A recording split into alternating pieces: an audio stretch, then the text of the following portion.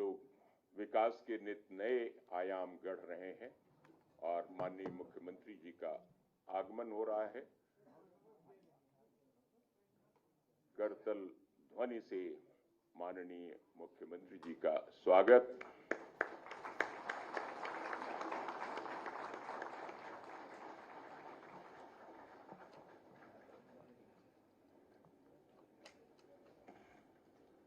माननीय मुख्यमंत्री जी के अभिनंदन के लिए मैं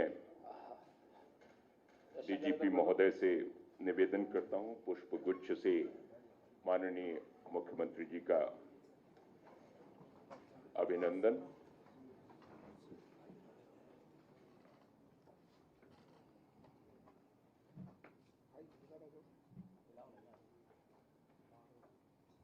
डीजी 5 महोदय से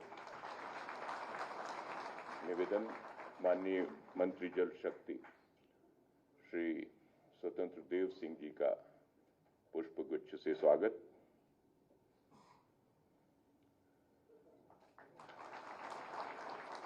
एडीजी फायर पद्मजा जी, माननीय मंत्री श्री दयाशंकर सिंह जी और अन्य अतिथियों का पुष्प गुच्छ से स्वागत।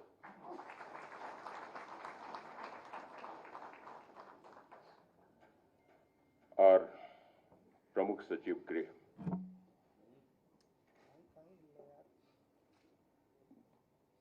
स्वागत भाषण के लिए श्री संजय प्रसाद जी, स्वागत भाषण।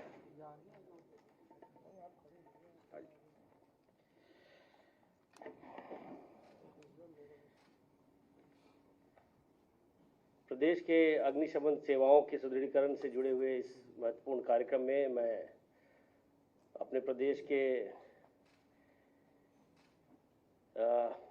माननीय मुख्यमंत्री जी का हृदय से स्वागत करता हूं, अभिनंदन करता हूं और उनके प्रति आभार भी प्रकट करना चाहता हूं कि उन्होंने अपने अत्यंत व्यस्त दिनचर्या में से इस कार्यक्रम के लिए हमें समय दिया। मैं आज के इस कार्यक्रम में मंच पर आसीन हमारे माननीय जल शक्ति मंत्री जी श्री स्वतंत्र देव सिंह जी का भी मैं स्वागत करना चाहता हूं। आज के इस कार्यक्रम में हमारे साथ मौजूद है प्रदेश के ट्रांसपोर्ट मिनिस्टर साहब श्री दयाशंकर सिंह जी, उनका भी हम स्वागत करना चाहेंगे। डीजीपी साहब का भी स्वागत करना चाहता हूं, डीजी फायर साहब का।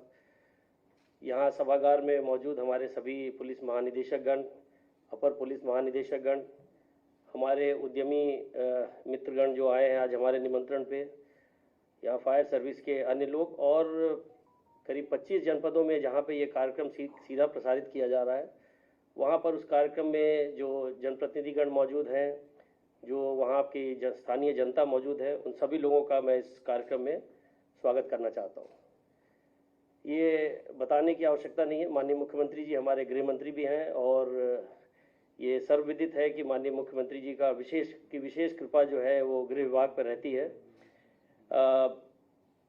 जो प्रदेश के जो चाहे वो पुलिस मॉडर्नाइजेशन का क्षेत्र हो, चाहे वो पुलिस की अवस्थापना विकास का क्षेत्र हो या पुलिस को रिसोर्सेज कमिट करने की बात हो, हमारा बजट जो है पिछले दो ढाई गुना हो गया है पिछले 2-3 सालों में। उसके अलावा जो एक रिफॉर्म है, पुलिस को एक नया स्वरूप देने का, एक रिफॉर्म के क्षेत्र में भी बहुत महत्वपूर्ण कार्य हुए हैं। यहाँ पुलिस के बहुत सारे अधिकारी मौजूद हैं, सब इससे अच्छी तरह से परिचित हैं। उसके अलावा जो कानूनी एक ये है, बहुत सारे महत्वपूर्ण मजबूत कानून बना करके पुलिस की वर्किंग को और एफिशिएंट और इफेक्टिव बनाने के क्षेत्र में माननीय मुख्यमंत्री जी का बहुत ही महत्वपूर्ण योगदान रहा है इसमें। और उस सब का नतीजा ये है कि आज आप देख सकते हैं कि प्रदेश में पूरी तरह से कानून का राज है। सभी त्यौहार, सभी पर्व बहुत शांतिपूर्वक मनाए जाते हैं। आज जो ये देश की सबसे बड़ी पुलिस फोर्स है, उसकी अपनी एक प्रतिष्ठा है, अपना एक नाम है और जितने भी इतने बहुत बड़े से बड़े आयोजन आप देख लें, चाहे वो कुंभ हो, चाहे वो हमारा ग्राउंड ब्रेकिंग सेरेमनी हो, चाहे ग्लोबल इन्वेस्टर समिट हो, हर कार्यक्रम को पुलिस ने बहुत बखूबी उसको अंजाम तक पहुंचाया, बहुत सकुशल उसको संपन्न कराया और उसका नतीजा ये है कि आज पूरे प्रदेश में एक माहौल बना है, व्यापार का माहौल बना है, अपने लोग अपने कामकाज को शांतिपूर्वक कर सकते हैं। आपको हाल मालूम है सभी लोगों को कि अभी हाल ही में जो इन्वेस्टर समिट हुआ था उसमें करीब 40 लाख करोड़ के प्रपोजल्स आए थे। जो लोगों का रुझान प्रदेश के प्रति बहुत तेज़ी से बढ़ा है और एक परसेप्शनल चेंज जो बार बार कहा जाता है कि अब उत्तर प्रदेश जो है वो नंबर 1 डेस्टिनेशन है और उसमें कहीं ना कहीं जो है वो जो कानून व्यवस्था की स्थिति में और इसमें जो आमूलचूल परिवर्तन हुआ है उसका एक बहुत बड़ा रोल है। जहाँ तक फायर सर्विसेज की बात है सर, मैं इसमें भी सर ने जैसे मैन पावर की कमी पुलिस में थी, वहाँ पे भी बहुत बड़े पैमाने पे भर्तियाँ हुई। यहाँ पर भी मैन पावर के क्षेत्र में यहाँ पे बहुत भर्तियाँ भी की गई है, रिसोर्सेज भी दिए गए, गाड़ियाँ हैं, भवन है। मुख्यमंत्री जी की प्रेरणा से अब एक नए प्रकार का भवन जिसमें कि नीचे गाड़ियाँ हों और ऊपर उनके आवास हों, एक नया मॉडल भी हम लोग उस पर काम कर रहे हैं फायर स्टेशंस का। और जो नई चुनौतियां हैं उससे निपटने के लिए माननीय मुख्यमंत्री जी की प्रेरणा से एक नया एक्ट बनाया गया जिसमें जो मॉडल एक्ट से प्रेरित होकर के और अब जो फायर सर्विस है उसको एक नया स्वरूप दिया गया है। फायर सर्विस के साथ साथ अब वो एक आपात सेवा भी हो गई है और हमारे फायर सर्विस के ऑफिसर्स और जो जवान हैं वो सब अब आपात सेवाओं के लिए भी ट्रेन हो रहे हैं। और अंत में मैं सिर्फ ये कहना चाहूँगा कि जो इन सब के लिए फायर एक सेवा भी है, फायर सर्विसेज के बहुत सारे एनओसीज वगैरह जारी होती हैं, उस दिशा में भी माननीय मुख्यमंत्री जी ने इस एक्ट में कानूनी प्रावधान करके ईज़ ऑफ डूइंग बिजनेस को जैसे बहुत सारी चीज़ें सेल्फ डिक्लेरेशन पे अलाउ कर दी गई हैं। जो एनओसीज हैं उसके लिए सर ने टाइम फिक्स कर दिया है कि इतने समय में ये एनओसी जारी होंगे, नहीं तो डीम्ड मान लिया जाएगा। और जो और भी जो प्रक्रियाएं हैं उनका सरलीकरण की दिशा में काम किया गया है। तो इन सब से एक माहौल में और एक सुधार हुआ है। पहले लोगों को ये लगता था कि ये फायर का एनओसी वगैरह लेना थोड़ा सा मुश्किल काम होता है और अब इन सब को एक पोर्टल के माध्यम से ये सुविधाएं दी जा रही हैं और उसको सबको कानूनी ये दिया गया है, बैकअप किया गया है। तो इन सब परिवर्तनों की वजह से आज हमारे फायर सर्विस में भी उसका एक स्वरूप बदल रहा है और वो एक जन सेवा के न केवल एक इमरजेंसी सर्विसेज के अलावा एक सर्विस के रूप में भी सामने आ रहा है। तो माननीय मुख्यमंत्री जी को मैं आश्वस्त करना चाहता हूँ कि उनके निर्देशों में पुलिस विभाग हो या फायर सर्विस हो, सब लोग कटिबद्ध हैं। जो उनका एक संकल्प है कि प्रदेश के हर तहसील में एक फायर स्टेशन हो, हम उस लक्ष्य को प्राप्ति के बहुत ही करीब हैं। उसके अलावा ये जो सेवाएं हैं इसमें जो भी दिक्कतें दुश्वारियां जो आम आदमी को फेस करनी पड़ती हैं उससे मुक्ति दिलाई जाए, हम उस दिशा में काम कर रहे हैं और आगे काम करते रहेंगे। एक बार पुनः मैं माननीय मुख्यमंत्री जी का, अपने दोनों माननीय मंत्रीगण का, सभी डीजीपी साहब का, डीजी फायर साहब का और सामने बैठे हुए सभी वरिष्ठ अधिकारियों का स्वागत करता हूँ। धन्यवाद। धन्यवाद प्रमुख सचिव गृह महोदय। और अब मैं आमंत्रित कर रहा हूँ सादर माननीय मंत्री परिवहन विभाग श्री दयाशंकर सिंह जी को उद्बोधन के लिए।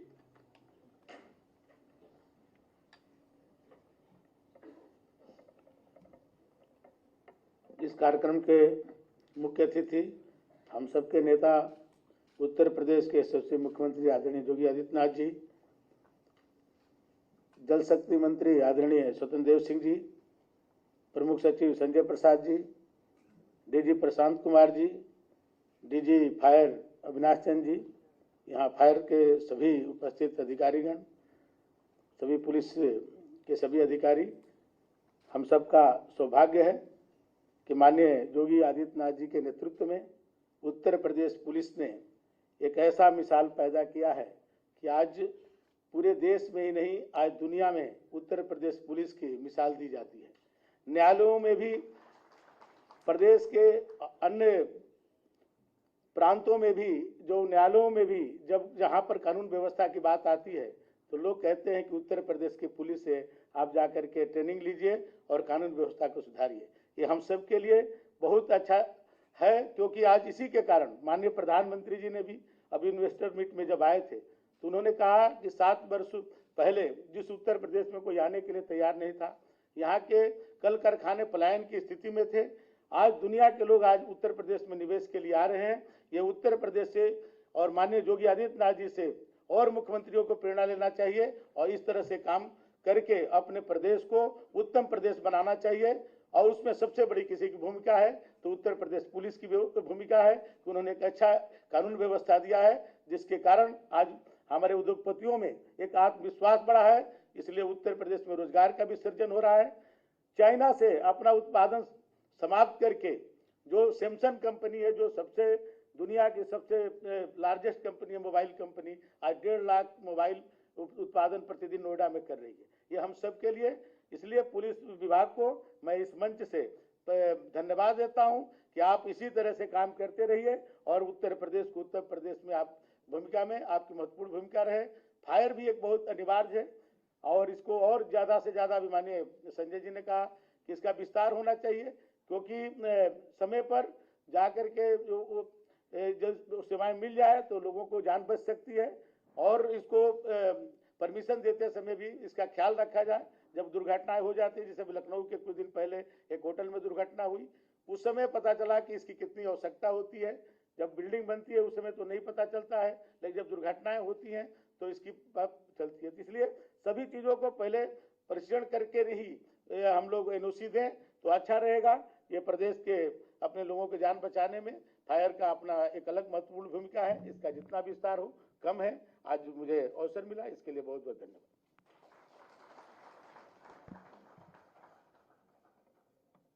धन्यवाद माननीय मंत्री जी। और अब मैं सादर निवेदन कर रहा हूं माननीय मंत्री जल शक्ति तथा बाढ़ नियंत्रण विभाग श्री स्वतंत्र देव सिंह जी से उद्बोधन के लिए। मंच पर विराजमान हम सबके लोकप्रिय नेता आदरणीय योगी आदित्यनाथ जी, आदरणीय दयाशंकर सिंह जी, हमारे सम्मानित संजय प्रसाद जी, डीजीपी प्रशांत जी, सम्मानित अविनाश जी, उपस्थित हैं सभी सम्मानित अधिकारीगण। आप सब भी इसी राज्य में रहते हैं, हम लोग भी इसी राज्य में रहते थे। अब राज्य की स्थिति भी सभी से अवगत है। एक बार सपा को निपटाते थे तो बसपा आ जाती थी, और बसपा को निपटाते थे तो सपा आ जाती थी। उसके पीछे कोई कारण नहीं था, उसके पीछे केवल पुलिस ही कारण थी, क्योंकि इनके शासन में कानून का राज नहीं था, गुंडों का राज था। मैं देखा हूं कि बस्ते कैसे लूटे जाते थे।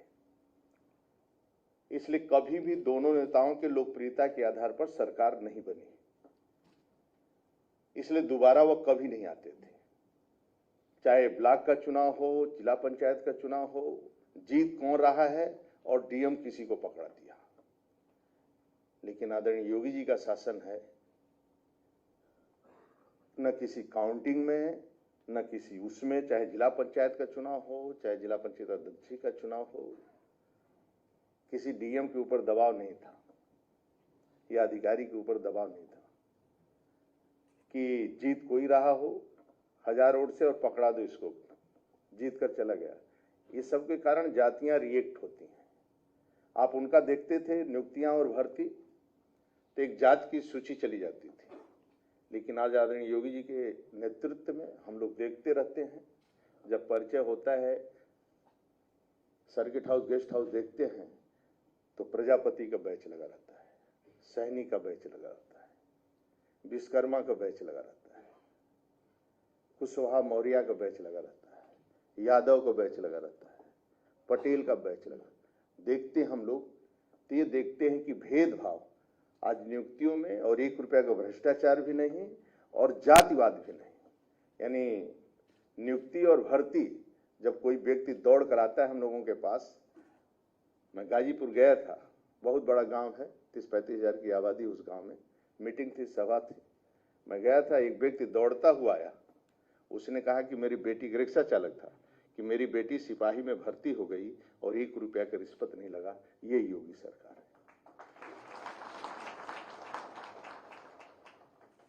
तो राज्य के अंदर आज आप देखेंगे 12 बजे रात को भी, अब हरिद्वार से 12 बजे रात को भी एक बेटी सोने का जेवर पहनकर अपनी मां के साथ काशी विश्वनाथ दर्शन करने आ सकती है।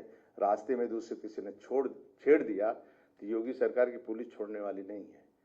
न वह किसी की सुनवाई करेगी, न सुनेगी। कोई फोन भी करता रहे तब भी यहाँ की पुलिस नहीं सुन सकती, उसको दंड देने के बाद ही मानेगी।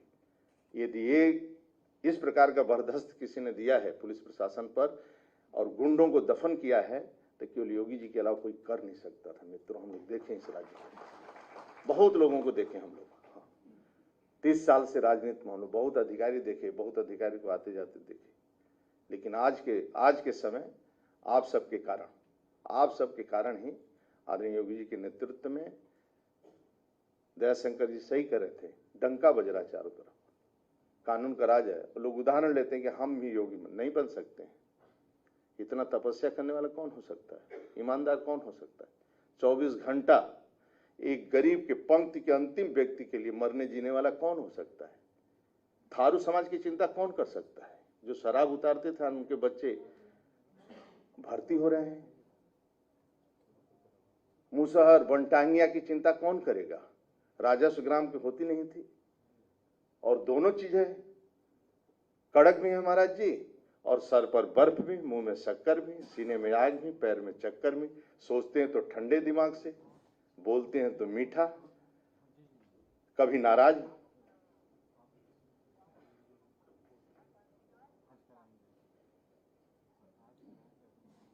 लेकिन गुंडे के लिए, लव जिहाद के लिए कड़क भी है कि एक भी हमारे बेटी को किसी ने छेड़ दिया तो उसको छोड़ना नहीं है, चाहे जो भी हो जाए। तो आज भी बेटियां, जब हम लोग पूछते हैं तो लोकप्रियता के आधार पर इस राज्य की लोग चिंता, दूसरे भी जगह चले जाए, जो विदेश से लोग घूमने आते हैं पर्यटक, वो हम लोगों से कहते हैं कि मिलवा दीजिए, एक बार महाराज जी से मिलवा दीजिए। जब काशी उसी में लोग आती हैं, महिलाएं इधर उधर जो हिंदुस्तान की रहती हैं, जो बाहर घूमती हैं, तो बड़े बड़े लोग कहते हैं भेंट करवा दी, बस एक बार देख लें हम लोग। तो यानी आप सबके कारण और महाराज जी की लोकप्रियता, ईमानदारी, परिश्रम की पराकाष्ठा, इसके कारण पूरा देश, और आज राज्य सुरक्षित है, उत्तर प्रदेश सुरक्षित है तो देश सुरक्षित है, ये हम सब मानते हैं। तो आज के अवसर पर मैं आप सबको शुभकामनाएं देता हूं, बधाई देता हूं। और शानदार एक बार माननीय योगी जी के लिए थोड़ा खड़े होकर तालियों की गड़गड़ाहट से, ताली से बजाकर स्वागत कर दीजिए आप सब, क्योंकि ऐसा बहुत बैठ जाए, क्योंकि हर जगह लोग सुन रहे हैं। मैं गारंटी से कह सकता हूं मित्रों, गारंटी से कह सकता हूं कि सभी को छोड़ देना, लेकिन मोदी योगी को मत छोड़ना। मैं जनता जनार्दन से भी कहता हूं, किसी की नहीं है कि ये उत्तर प्रदेश को कंट्रोल कर ले, इसलिए सभी को छोड़ देना, मोदी योगी को नहीं छोड़ना। मोदी योगी का बस चलेगा तो जनता जनार्दन में बैठी होगी राज्य में, अपने हाथ से चम्मच से भोजन करवाएंगे। मैं गारंटी से कहता हूं, ऐसे नेता कभी कभी धरती पर आते हैं। आप सबका हृदय से स्वागत करता हूं, बहुत बहुत धन्यवाद।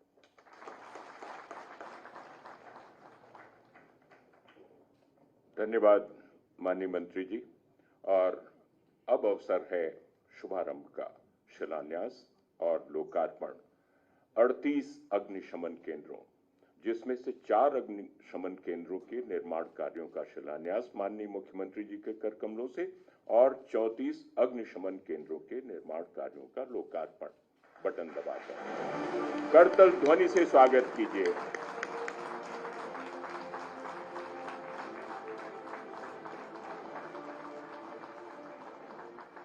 और अब एक लघु फिल्म का प्रदर्शन। कई बार अपनी जान जोखिम में डालकर भी औरों की जिंदगी बचाने के लिए बहुत ही शानदार काम करते हैं। 18 दिसंबर 2023 SGPGI लखनऊ ऑपरेशन थिएटर में एक ऑपरेशन के दौरान आग लग गई। मरीजों की जान खतरे में पड़ गई। अग्नि दुर्घटना की सूचना पर नियमानुसार 52 सेकंड के रिस्पांस टाइम के अंदर ही अग्निशमन तथा आपात सेवा विभाग के कर्मचारी एक मुश्किल मिशन पर निकल पड़े। आग की लपटों और धुएं के बीच जान की परवाह न करते हुए अग्निकर्मियों ने 100 लोगों की जान बचा ली। आपदा कैसी भी हो, लेकिन अग्निशमन तथा आपात सेवा विभाग कर्तव्य पथ पर डटा रहता है। चुनौतीपूर्ण एवं प्राणों के संकट वाली परिस्थितियों में भी आम लोगों की जान एवं निजी तथा राज्य संपत्ति की सुरक्षा को सर्वोपरि रखता है। इसी का परिणाम है कि जुलाई 2023 में नोएडा में बाढ़ आई तो अग्निशमन कर्मियों ने राहत एवं बचाव कार्य में उत्कृष्ट क्षमता का प्रदर्शन करते हुए मूल्यवान प्राणों की रक्षा की। आपात स्थिति में सेवा के दायरे को विस्तार देने के उद्देश्य से ही माननीय मुख्यमंत्री योगी आदित्यनाथ के नेतृत्व में प्रदेश में उत्तर प्रदेश अग्निशमन तथा आपात सेवा अधिनियम 2022 एवं अग्निशमन तथा आपात सेवा नियमावली 2024 का प्रख्यापन भी किया जा चुका है। ईज ऑफ डूइंग बिजनेस के अंतर्गत पारदर्शिता बढ़ाने के उद्देश्य से निवेश मित्र पोर्टल के माध्यम से सिंगल विंडो सिस्टम के द्वारा उद्यमियों को समयबद्धता से फायर एनओसी प्रदान की जा रही है। अग्नि दुर्घटनाओं की रोकथाम हेतु विभिन्न प्रकार की 13 स्कीमें भी चलाई जा रही हैं। अग्निशमन तथा आपात सेवा विभाग को और सशक्त एवं सुविधा संपन्न बनाने के लिए विगत वर्षों में 2100 फायरमैन, 78 अग्निशमन द्वितीय अधिकारी तथा 11 मुख्य अग्निशमन अधिकारियों की भर्ती की गई। अग्निकर्मियों एवं आम नागरिकों के सहयोग से सभी जनपदों में 5479 मॉक ड्रिल आयोजित की गई। माननीय मुख्यमंत्री योगी आदित्यनाथ जी के नेतृत्व में अग्निशमन तथा आपात सेवा विभाग में हो रहे इन बदलावों का ही परिणाम है कि प्रदेश में अग्नि दुर्घटनाओं में अत्यधिक कमी आई। वर्ष 2023 में अग्निशमन कर्मियों द्वारा कुल 33,047 अग्नि दुर्घटनाओं में प्रभावी कार्रवाई की गई एवं 3,780 मनुष्यों, 5,026 पशुओं और लगभग 1.5 अरब रुपए की संपत्ति की रक्षा की। अग्नि दुर्घटना से होने वाली जन और धन की हानि को न्यूनतम स्तर पर पहुंचाने के लिए जागरूकता का हमारा कार्यक्रम बहुत बड़ी भूमिका का निर्वहन कर सकता है। अग्निशमन अवस्थापनाओं का विस्तार प्रदेश सरकार की प्राथमिकताओं में सर्वोपरि है। वर्ष 2017 के बाद से अब तक अग्निशमन केंद्रों के निर्माण हेतु आवंटित धनराशि दोगुनी की जा चुकी है। वर्ष 1944 से 2017 तक प्रदेश में मात्र 288 स्वीकृत अग्निशमन केंद्र थे। 2017 के बाद से अब तक 71 नए केंद्र स्वीकृत किए जा चुके हैं एवं 50 अग्निशमन केंद्रों का लोकार्पण भी किया जा चुका है। उत्तर प्रदेश सरकार का शीघ्र ही समस्त तहसीलों को अग्निशमन केंद्रों से आच्छादित करने का लक्ष्य है। इसी श्रृंखला में आज माननीय मुख्यमंत्री योगी आदित्यनाथ जी के करकमलों से 25 जनपदों में 34 अग्निशमन केंद्रों का लोकार्पण एवं 4 अग्निशमन केंद्रों का शिलान्यास किया जा रहा है। इसके साथ ही 8.47 करोड़ रुपए की धनराशि से 35 फायर टेंडरों का फ्लैग ऑफ किया जा रहा है। माननीय मुख्यमंत्री योगी आदित्यनाथ के नेतृत्व में किए जा रहे इन प्रयासों से अग्निशमन एवं आपात सेवा विभाग की क्षमता का निरंतर उच्चीकरण एवं विस्तार हो रहा है। ये विभाग की दक्षता का ही परिणाम है कि उत्तर प्रदेश में आयोजित वैश्विक कार्यक्रमों 2019 के कुंभ, मर्यादा पुरुषोत्तम प्रभु श्री राम की नगरी अयोध्या में यशस्वी प्रधानमंत्री नरेंद्र मोदी जी के नेतृत्व में आयोजित प्राण प्रतिष्ठा समारोह जैसे सांस्कृतिक आयोजनों को दुर्घटना रहित तरीके से कुशलता पूर्वक संपन्न किया गया। आपकी सुरक्षा हमारा संकल्प, डबल इंजन सरकार का मंत्र।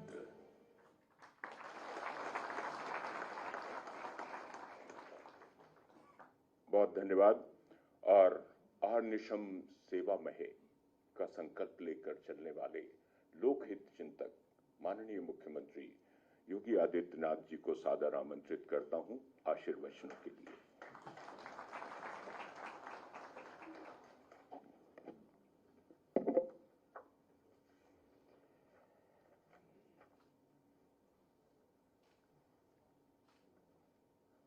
प्रदेश के नवनिर्मित अग्निशमन केंद्रों के लोकार्पण, शिलान्यास तथा आज के इस अग्निशमन के वाहनों के फ्लैग ऑफ कार्यक्रम में उपस्थित प्रदेश सरकार में मंत्रिमंडल के मेरे वरिष्ठ सहयोगी जल शक्ति मंत्री श्री स्वतंत्र देव सिंह जी, प्रदेश के परिवहन मंत्री श्री दयाशंकर सिंह जी, मुख्य सचिव श्री दुर्गा शंकर मिश्र जी, प्रमुख सचिव गृह श्री संजय प्रसाद जी, पुलिस महानिदेशक श्री प्रशांत कुमार जी, महानिदेशक अग्निशमन सेवाएं श्री अविनाश सन जी, प्रदेश के सभी हमारे वरिष्ठ पुलिस अधिकारीगण, अग्निशमन विभाग के सभी वरिष्ठ अधिकारीगण, अन्य कार्मिकगण, प्रदेश के अलग अलग जनपदों में आज के इस लोकार्पण और शिलान्यास कार्यक्रम के साथ जुड़े हुए मंत्रिमंडल के मेरे सभी सहयोगीगण, माननीय सांसद, विधायक और अन्य जनप्रतिनिधिगण और उन सभी क्षेत्रों में उपस्थित सभी बहनों और भाइयों,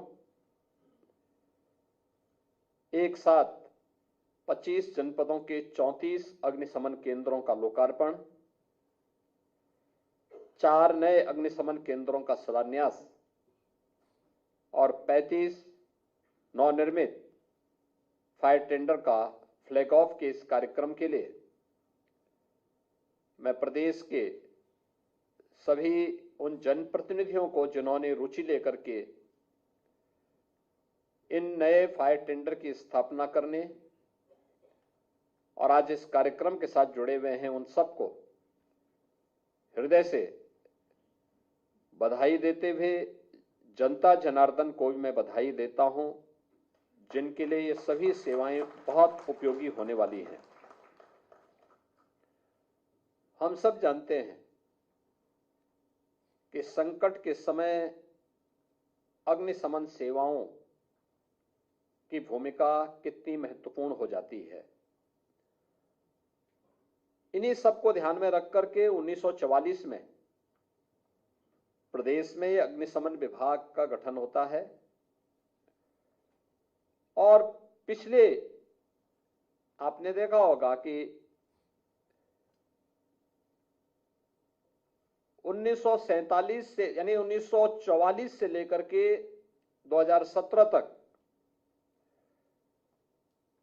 73 वर्षों में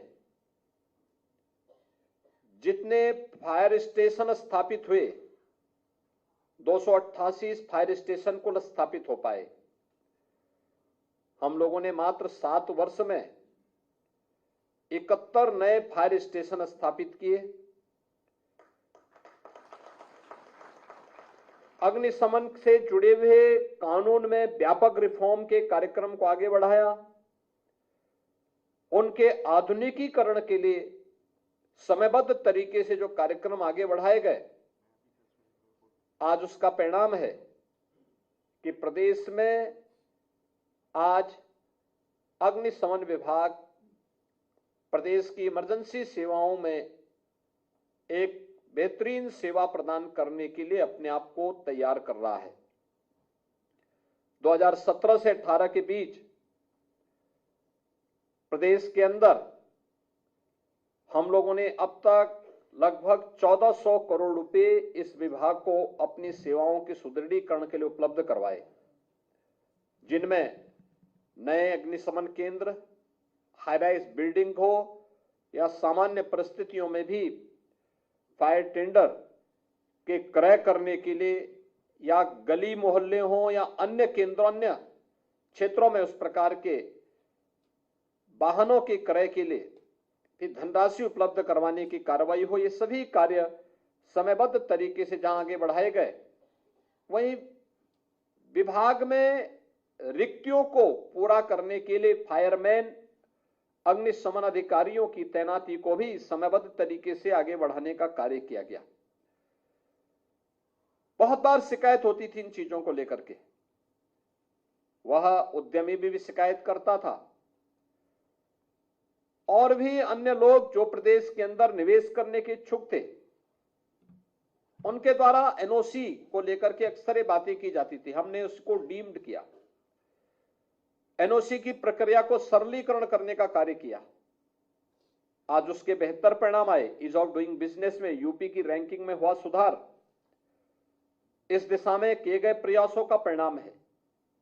और आज मुझे प्रसन्नता है कि प्रदेश सरकार ने जब ये कार्यक्रम अपने आगे बढ़ाए तो आज उसका परिणाम हम सबके सामने देखने को मिल रहा है कि प्रदेश के अंदर तेजी के साथ हम अपने सभी तहसील स्तर पर एक एक फायर स्टेशन स्थापित करने की दिशा में अग्रसर हो चुके हैं।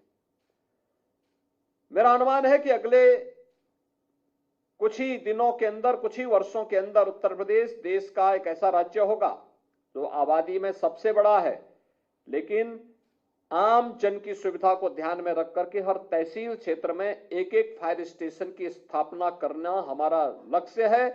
और इस दिशा में आज का एक कार्यक्रम एक मील का पत्थर साबित होने जा रहा है। इसके लिए मैं प्रदेशवासियों को हृदय से बधाई दूंगा और विभाग को हृदय से धन्यवाद भी दूंगा। हमारा प्रयास होना चाहिए कि हम फायर की टेंडर की किसी भी कार्यक्रम को रिस्पांस टाइम को कितना कम कर पाएंगे, यह सबसे महत्वपूर्ण है। अगर अग्निकांड की चपेट में कहीं कोई स्थल है, कोई भवन है, कोई मोहल्ला है, हमारा रिस्पांस टाइम जितना कम होगा उतना ही जन धन की हानि को रोकने में हमें मदद मिलेगी। जन धन की हानि रोकना हमारा पहली प्राथमिकता होनी चाहिए और इस दृष्टि से प्रदेश में पिछले कुछ समय से जो प्रयास प्रारंभ हुए उसके बेहतर भी परिणाम सामने आए हैं। खासतौर पर पिछले कुछ समय से जो अभी यहां पे इस प्रेजेंटेशन में भी आपने देखा होगा, 33,000 से अधिक अग्नि दुर्घटनाओं में 3,780 जनहानि को रोका गया, 5,000 से अधिक पशुओं की हानि को रोका गया और इसके कारण 1.5 अरब रुपए की संपत्ति को भी बचाने में मदद प्राप्त हुई है। यानी 150 करोड़ रुपए की संपत्ति को भी बचाने में विभाग ने मदद की है। इसके अलावा और भी अन्य कारणों से, खासतौर पर अब सीजन आएगा, इस सीजन में आप देखते होंगे जब तेज लू चलेगी खड़ी फसल में आग लगने की संभावना दिखती है। उस समय भी फायर विभाग की आवश्यकता लोग महसूस करते हैं। अग्निशमन विभाग उस समय भी जाकर के लोगों की मदद के लिए खड़ा होता है। किसी मार्केट में कहीं कोई दुर्घटना हो गई, उसको बचाव करने के लिए हमेशा खड़ा होता हुआ दिखाई देता है। और आज इन सभी कार्यक्रमों को हम लोगों को और प्रभावी ढंग से आगे बढ़ाने के लिए कार्य करना है। अग्निशमन तथा हम लोगों ने आपात सेवाओं को उच्चीकरण करने का काम किया है और इस दिशा में न केवल अग्निशमन सेवाएं बल्कि प्रदेश के अंदर हम लोगों ने एसडीआरएफ के गठन की कार्रवाई को भी पूरा किया है। अब तक हमारे पास एसडीआरएफ की 6 कंपनियां काम कर रही हैं और साथ ही साथ प्रदेश के अंदर स्पेशल सिक्योरिटी फोर्स का गठन करते हुए महत्वपूर्ण इमारतों और संस्थानों की सुरक्षा का दायित्व हम लोगों ने स्पेशल सिक्योरिटी फोर्स को उपलब्ध करवाते हुए प्रदेश में इस कार्यक्रम को जो एक विश्वास अर्जित हुआ है प्रदेशवासियों के मन में, प्रदेश में आने वाले निवेशकों के मन में, आने वाला जो टूरिस्ट है उसके मन में, इस विश्वास को और मजबूत करने का कार्य हम सबको करना है। इस दिशा में हमें पहले चरण में जनपद स्तर पर, दूसरे चरण में हम लोग उसे तहसील स्तर पर लेकर के गए हैं और हमारा प्रयास होना चाहिए कि अगले 1-1.5 वर्ष के अंदर हमारा प्रयास हो कि हर तहसील फायर स्टेशन से आच्छादित हो जाए। इसके लिए विभाग को प्रयास करना चाहिए, गृह विभाग को उनको पूरा सपोर्ट करना चाहिए और एक साथ इस कार्यक्रम को अब आगे बढ़ा करके बहुत कम तहसीलें बची हैं जहां पे फायर स्टेशन नहीं है। आज मुझे प्रसन्नता है कि जब हम लोग 38 ऐसे जनपदों में, जिनमें से 34 में फायर स्टेशन स्थापित हो चुके हैं और 4 में आज शिलान्यास का कार्यक्रम हो रहा है, इसके साथ ही 67 यानी 67 fire tender, 2 foam tender, 3000 fire resistant overhaul dungaree, 4 water mist कैप मोटरसाइकिल माउंटेड सिस्टम के साथ, 15 jeep towing vehicle, 2 water bowser तथा 1 वाटर बाउजर के निर्माण की जो चेसिस है आज उसको हम फ्लैग ऑफ भी करने जा रहे हैं। यानी इतने बड़े कार्यक्रम के साथ पिछले दिनों आपने देखा होगा जब हम लोगों ने गत वर्षों में प्रदेश के इस अग्निशमन विभाग के कार्यक्रम को आगे किया था। हाई राइज बिल्डिंग कभी किसी अग्नि दुर्घटना का शिकार होगी, उन स्थितियों में वहां बचाव के लिए क्या करना है। उस समय हाइड्रोलिक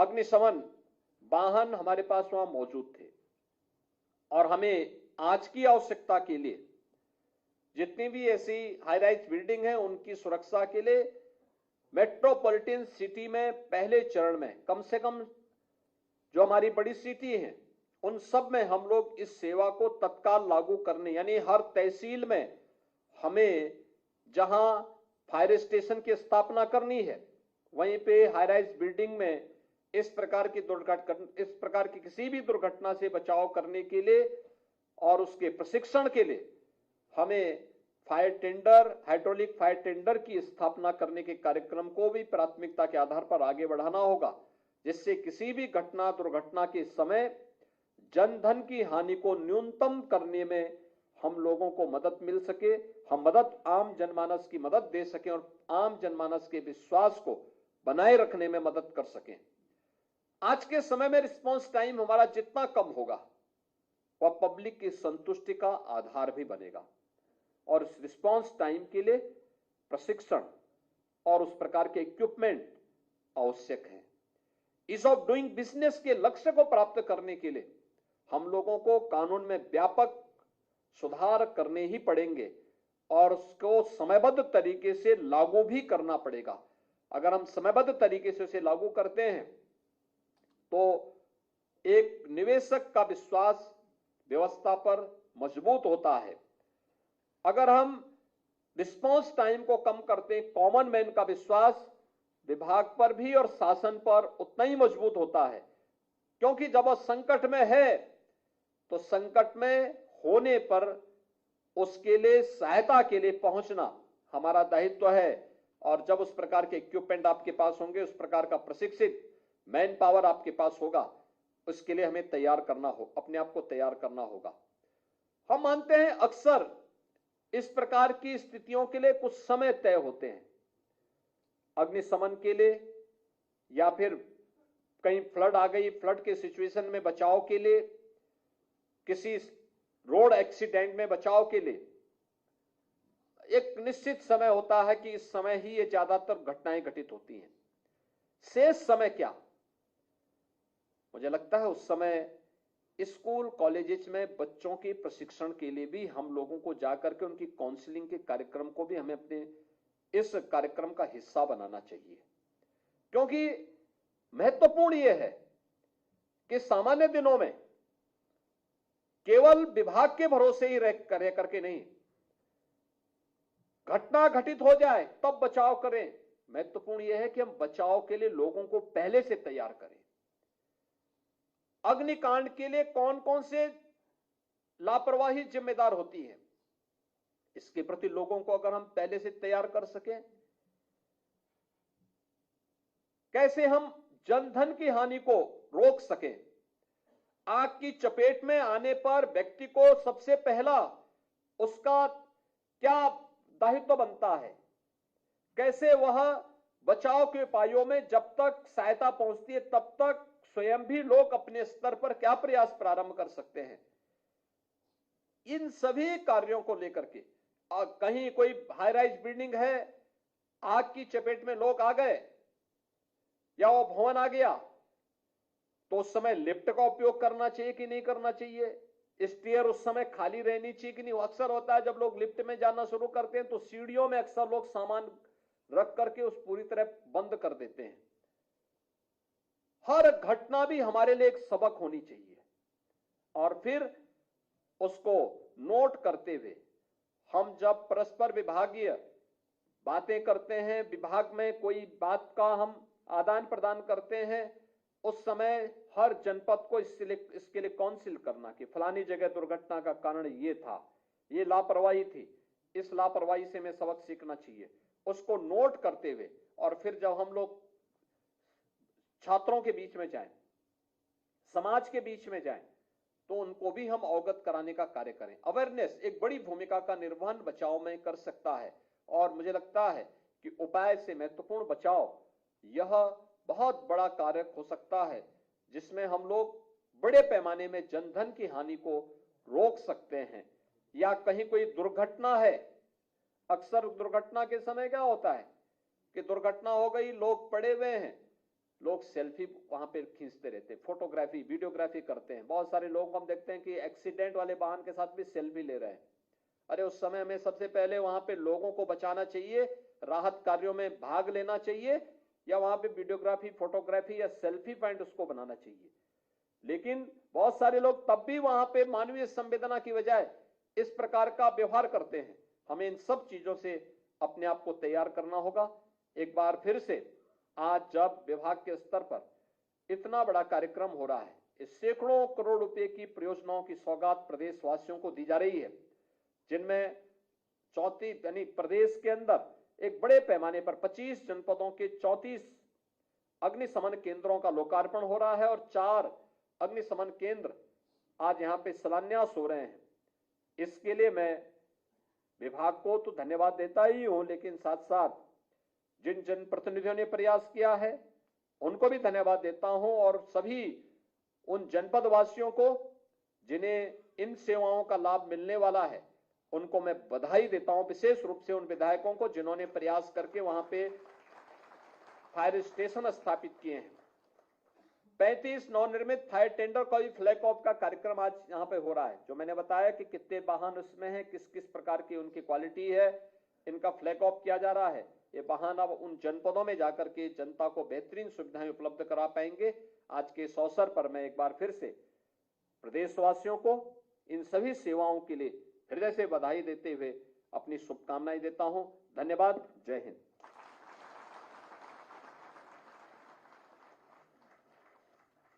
बहुत बहुत साधुवाद माननीय मुख्यमंत्री जी।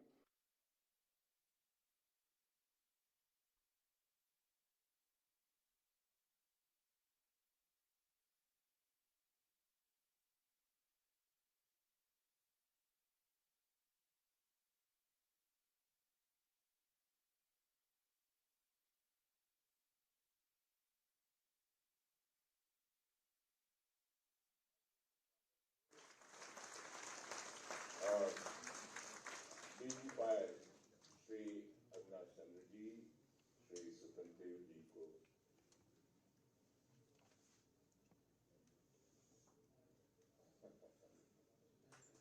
एडीजी फायर कपूरा जी, श्री दयाशंकर सिंह जी को,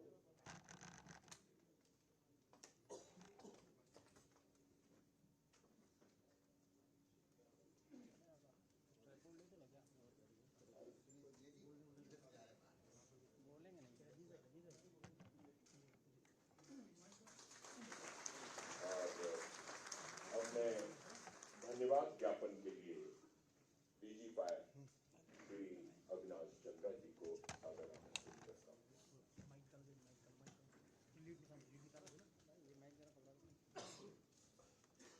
आज यूपी फायर सर्विस के लिए बहुत ही ऐतिहासिक दिन है कि माननीय मुख्यमंत्री जी के कदमों के द्वारा 38 फायर स्टेशन का लोकार्पण और शिलान्यास किया गया तथा 35 फायर टेंडर्स का फ्लैगिंग ऑफ सेरेमनी अभी की जाएगी। इस अवसर पर मैं माननीय मुख्यमंत्री जी का हृदय से शुक्रिया अदा करता हूँ, कृतज्ञता आभार धन्यवाद करता हूँ कि उन्होंने फायर डिपार्टमेंट के लिए ये अलग से फंक्शन किया, इतना इम्पोर्टेंस दिया फायर डिपार्टमेंट को। वैसे तो कल ही पुलिस का एक कार्यक्रम हुआ था जिसके साथ प्लग करके इस कार्यक्रम को किया सकता था, लेकिन इतना स्पेशल इम्पोर्टेंस दिया, इसके लिए माननीय मुख्यमंत्री जी को हृदय से शुक्रिया धन्यवाद। इसलिए भी माननीय मुख्यमंत्री जी को हृदय से शुक्रिया धन्यवाद क्योंकि इंफ्रास्ट्रक्चर के क्षेत्र में, ह्यूमन रिसोर्स के क्षेत्र में